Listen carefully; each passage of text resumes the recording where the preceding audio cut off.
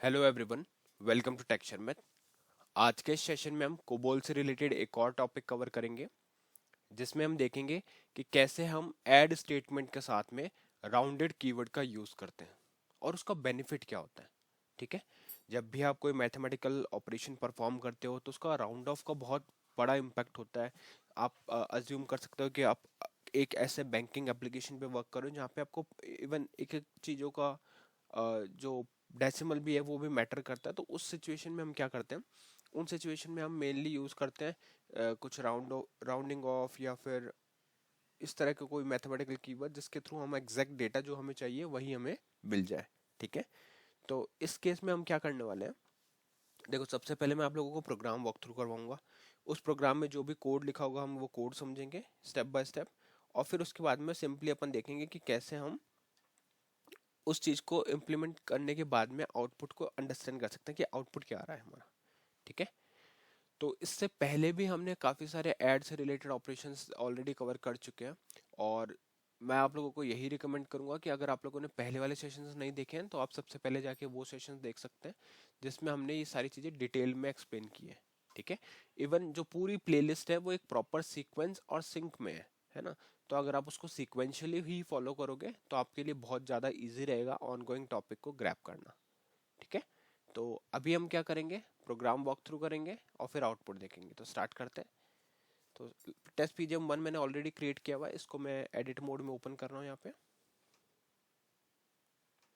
ये हमने edit mode पे ओपन कर लिया। अब अगर आप यहाँ पे देखोगे तो हमने क्या लिखा हुआ है, सबसे पहले हमने लिखा हुआ है प्रोसीजर डिवीजन। ठीक है, एक सेकेंड, यहाँ पे हम इसको टेस्ट पीजीएम वन वाले प्रोग्राम को हम यूज करने वाले हैं। ठीक है, आज अब यूज करें टेस्ट पीजीएम वन। तो अब इसमें आपको क्या दिख रहा है, सबसे पहले हमने आइडेंटिफिकेशन डिवीजन रखा है। आइडेंटिफिकेशन आइडेंटिफिकेशन डिवीजन क्या करता है, ये हमारे बताता है कि कैसे हम क्या क्या प्रोग्राम की आइडेंटिटी हमारे पास है। तो सोर्स में जब आपको प्रोग्राम की आइडेंटिटी शो करनी हो तो आप रखोगे आइडेंटिफिकेशन डिवीजन ब्लॉक। अब इसके अंदर सबसे पहले हमने रखा हुआ है प्रोग्राम आईडी, जो डिनोट करता है प्रोग्राम के नेम को। तो अगर आप यहाँ पे देखो तो यहाँ पे प्रोग्राम का नेम क्या है, टीएस टेस्ट पीजीएम, और वहाँ भी टेस्ट पीजीएम शो हो रहा है। फिर हमारे पास आता है ऑथर का नेम, ऑथर के नेम में क्या आ गया, टेक्सचर में कि किसने इस प्रोग्राम को राइट किया उसका नेम आ गया। बाद में हम क्या कर रहे हैं, लाइन नंबर 5 से लेकर लाइन नंबर 7 तक इस लाइन इन तीन लाइन को कमेंट की तरह डिक्लेयर कर रहे हैं। तो कमेंट कैसे इनिशिएट होता है, देखो कमेंट इनिशिएट करने के लिए आपको फर्स्ट पोजीशन से काउंट करना है। तो हम यहाँ से काउंट करेंगे 1 2 3 4 5 6 और 7। सो जैसे ही आप 7th पोजीशन पे आओगे है ना, यहाँ से काउंट होगा 1 2 3 4 5 6 7। जैसे 7th पोजीशन पे आपका कर्सर आएगा वहां पे आपको क्या करना है, एस्ट्रिक पुट करना है। एस्ट्रिक पुट करते ही क्या हो जाएगा, वो लाइन जो है आपकी वो एज ए कमेंट डिक्लेयर हो जाएगी। ठीक है, तो ये जो हमारी लाइन है वो है कमेंट लाइन। सिमिलरली हमने लाइन नंबर 6 और 7 को भी कमेंट किया है। कमेंट हमने जस्ट इसलिए किया कि आपको टॉपिक का नेम बताने के लिए है ना। तो यहाँ पे आप टॉपिक नेम देख सकते हो, ऐड स्टेटमेंट लिखा हुआ आ रहा है। ठीक है, तो अब ये ऐड स्टेटमेंट वाला टॉपिक आ गया। अब हम क्या करने वाले हैं, सिंपली इस टॉपिक को मतलब यहाँ पे हमने टॉपिक नेम मेंशन कर दिया, अब इस टॉपिक को हम समझेंगे। एक चीज और मैं मेंशन करने वाला हूँ कि अगर आप लोगों के कमेंट्स जो है वो वाइट कलर में शो नहीं हो रहे हैं तो उसमें कोई इशू नहीं है, क्योंकि इसके लिए मैंने एक एडिशनल सेटिंग्स पे अप्लाई की हुई है ना। तो वो आपके सिस्टम पे अप्लाइड नहीं है, इस वजह से वो आपके साथ इम्प्लीमेंट नहीं हो रहा होगा, आपको डिफॉल्ट वैल्यू ही शो हो रही होगी। ठीक है, बट मेरे केस में ये वाइट कलर में शो हो रहा है क्योंकि मैंने उस पर कुछ अलग सा सेटिंग्स अप्लाई की हुई है। ठीक है, तो उससे कोई मैटर नहीं करता कि कौन से कलर में आपका कमेंट है, अगर आपने 7th पोजीशन पे एस्ट्रिक रखा है तो वो आपको आउटपुट वैसे ही देगा, मतलब वो एज ए कमेंट ही कंसिडर उसको करेगा। ठीक है, ओके। उसके बाद में हमने क्या किया है, हमने स्टार्ट किया डेटा डिवीजन। डेटा डिवीजन के अंदर हमारे पास है वर्किंग स्टोरेज सेक्शन, जहाँ पे हमने कुछ वेरिएबल डिक्लेयर किए हैं। इस पर्टिकुलर एग्जांपल के लिए मुझे सिर्फ 3 वेरिएबल्स की नीड थी, तो मैंने यहाँ पे 3 वेरिएबल डिक्लेयर किए हैं। बट हो सकता है आपके एग्जांपल में आपको 3 से ज़्यादा वेरिएबल्स की भी नीड हो, तो आप अकॉर्डिंगली वहाँ पे वेरिएबल मेंशन कर सकते हो। ठीक है, अब अगर हम देखें तो वेरिएबल्स हमारे पास कौन से हैं। पहला वेरिएबल है हमारे पास num1। ठीक है, कैसे डिक्लेयर हो रहा है, देखो सबसे पहले लेवल नंबर स्पेसिफाई करते हैं। लेवल नंबर स्पेसिफाई करने के लिए आपको क्या मेंशन करना है, 01, जो क्या डिनोट कर रहा है, हायर डेटा हायरार्की को। ठीक है, ये हो गया हमारा लेवल नंबर 01। फिर हम डालते हैं वेरिएबल नेम या फिर डेटा नेम। अब वेरिएबल और डेटा नेम क्या होता है, देखो जब भी आप इस वेरिएबल को एक्सेस करना चाहोगे throughout the program, maybe इसको प्रिंट करने के लिए, इसमें वैल्यू असाइन करने के लिए, कुछ भी ऑपरेशन के लिए, तो इस वेरिएबल को एक्सेस इसी नेम से कर सकते हैं। और जो वेरिएबल नेम या डेटा नेम होता है वो यूनिक होना चाहिए, है ना, हर हर प्रोग्राम के लिए वो हर वेरिएबल के यूनिक होना चाहिए। आप एक ही नेम से दो वेरिएबल डिक्लेयर नहीं कर सकते, करेक्ट। ठीक है, इसके बाद में हमने क्या किया, पीआईसी मेंशन किया। पीआईसी क्या होता है, पिक्चर क्लॉज को डिनोट करता है, तो ये आ गया अपना पीआईसी वाला पार्ट। ठीक है, तो ये क्या डिनोट कर रहा है, पिक्चर क्लॉज को। और इसके बाद में हमने लिखा हुआ है 99v99। अब जिन लोगों ने वेरिएबल डिक्लेरेशन वाले सेशन मिस किए उनको आई थिंक इसमें थोड़ा इशू होगा कि क्या है हमने लिखा हुआ है, बट कोई प्रॉब्लम नहीं है, उसका भी डिटेल्ड एक्सप्लेनेशन आपको मिल जाएगा प्लेलिस्ट में। तो आप वहां पे समझ सकते हो कि इस तरह से 99v99 हम लिखते हैं तो उसका मीनिंग क्या है।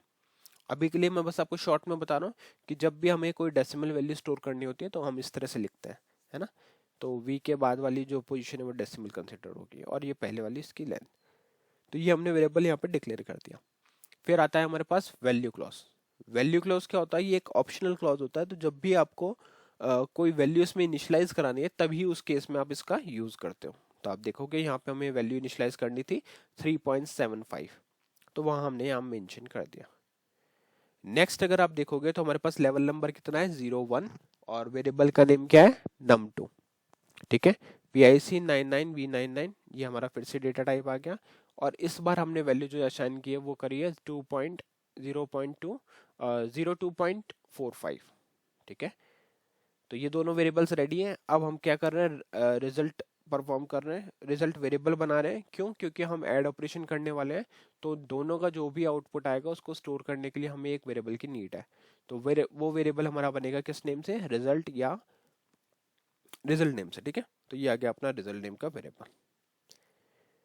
इसके बाद में हम क्या कर रहे हैं, हमने एक प्रोसीजर डिवीजन बनाया। अब प्रोसीजर डिवीजन क्या होता है, देखो जब भी आपको अपने प्रोग्राम के लिए मेन लॉजिक पार्ट लिखना होगा तो वो हमेशा आएगा किसमें, प्रोसीजर डिवीजन के अंदर।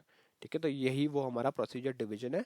और इसके अंदर हम, आप अगर देखोगे तो ऐड ऑपरेशन का यूज कर रहे हैं। तो मैंने क्या किया, ऐड num1, तो इसको कैपिटल लिख देते हैं। ऐसे इससे कोई इफेक्ट नहीं पड़ेगा, बट जस्ट एक प्रॉपर व्यू के लिए मैं इसको कैपिटल में लिख रहा हूँ। ठीक है, तो अब क्या लिखा है, add num1 to num2 rounded result.